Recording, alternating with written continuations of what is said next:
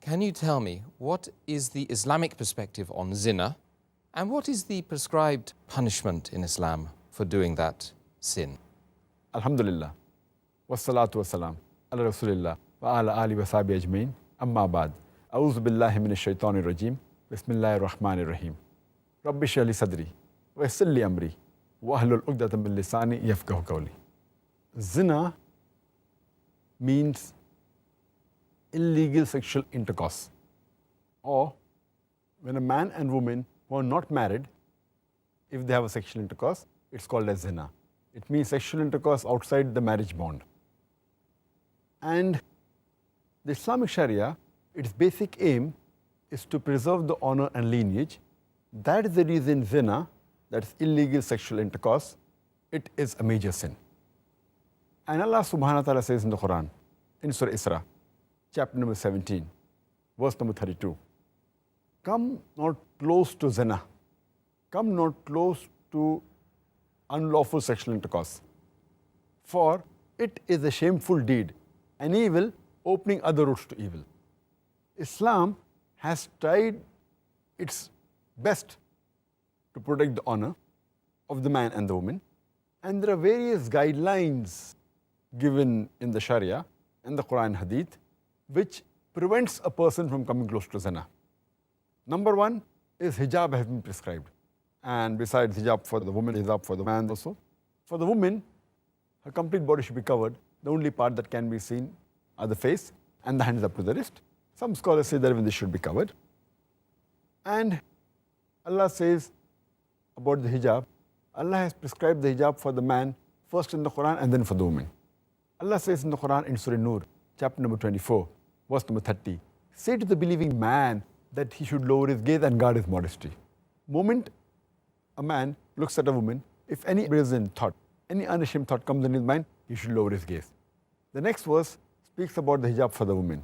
It says in Surah Nur, chapter number 24, verse number 31, say to the believing woman that she should lower her gaze and guard her modesty, and display not her beauty except what appears ordinary of, and draw her veil over the bosom, and the verse continues.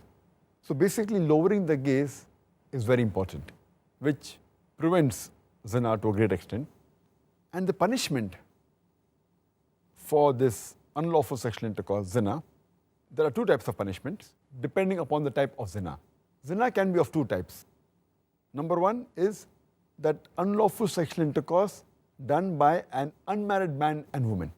It's called as fornication in English.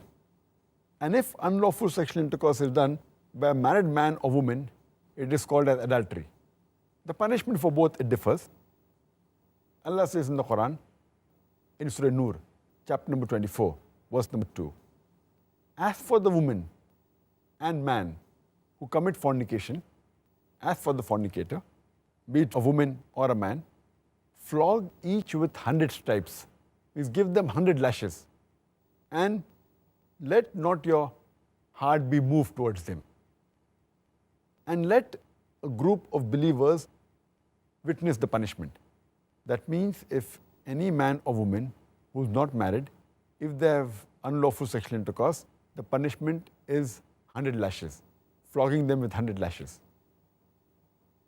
And as far as punishment for adultery is concerned, unlawful sexual intercourse done by a married man or woman, it's mentioned in Sahih Bukhari, volume number 8, in the book of Hudud, hadith number 6814, a man approaches Prophet Muhammad ﷺ and says that I have committed adultery.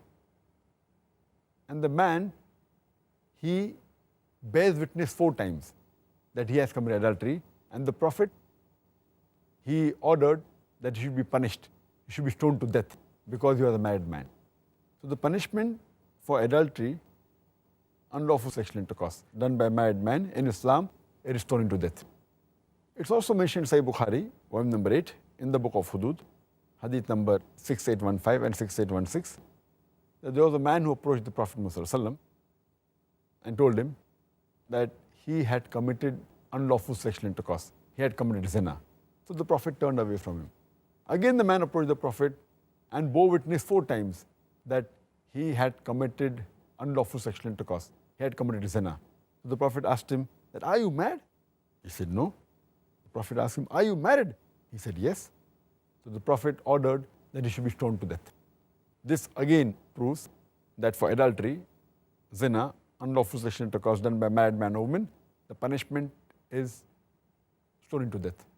It's further mentioned in Sahih Bukhari, volume number 8, in the book of Hudud, hadith number 6819. There was a Jew and a Jewess who were caught committing adultery, and they were brought to the Prophet. The Prophet asked them that in your religion, what is the punishment for adultery? So they said that our priest had innovated that the faces should be blackened with charcoal. The Prophet said, get your scripture and show it to me. The man gets the scripture and he covers something and then he reads it. So one of the Sahaba says, please remove your hand. And the moment the hand was removed, it was mentioned down there that Rajam, stoning to death, should be given to a person who commits adultery. So even in the Jewish scripture, even in the Christian scripture, the punishment for adultery is stoning to death. And the Prophet commanded that both of them, the Jew and the Jewess, both should be stoned to death.